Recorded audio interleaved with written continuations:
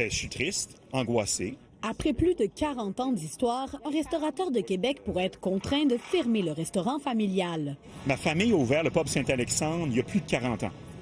Donc, on est en deuxième génération. Et puis peut-être que mon fils, si le restaurant existe encore, poursuivra.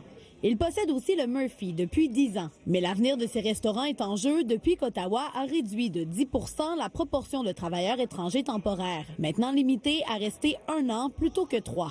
Les 2 restaurants comptent 80 employés. Parmi eux, 15 sont des travailleurs étrangers qui œuvrent en cuisine.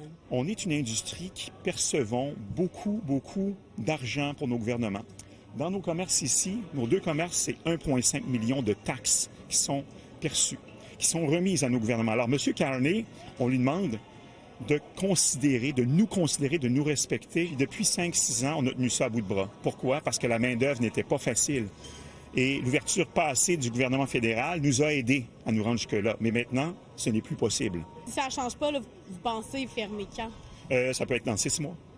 Et il n'est pas le seul à vivre cette réalité. Selon la Fédération canadienne de l'entreprise indépendante, 59 % des entreprises dans les secteurs de l'hôtellerie et de la restauration au pays pourraient fermer en raison des nouvelles règles fédérales. Le groupe Sogno, qui possède plusieurs restaurants à Québec, a déjà atteint sa limite de 10 % de travailleurs étrangers et il aimerait pouvoir la dépasser.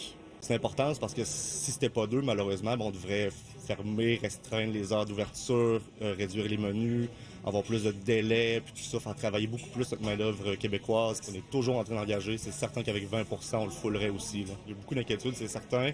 Pour la plupart, c'est une course contre la montre entre devenir résident permanent, devoir signer un nouveau permis de travail pour 1 an seulement. Moi, je trouve ça jouer un peu avec la vie des gens. T'sais, on les fait venir ici en masse, finalement. Après quelques temps, on resserre tout ça, puis on risque de les perdre, finalement. Le gouvernement fédéral n'a pas donné suite à notre demande d'entrevue. Éliane Pilote, TVA Nouvelles, à Québec.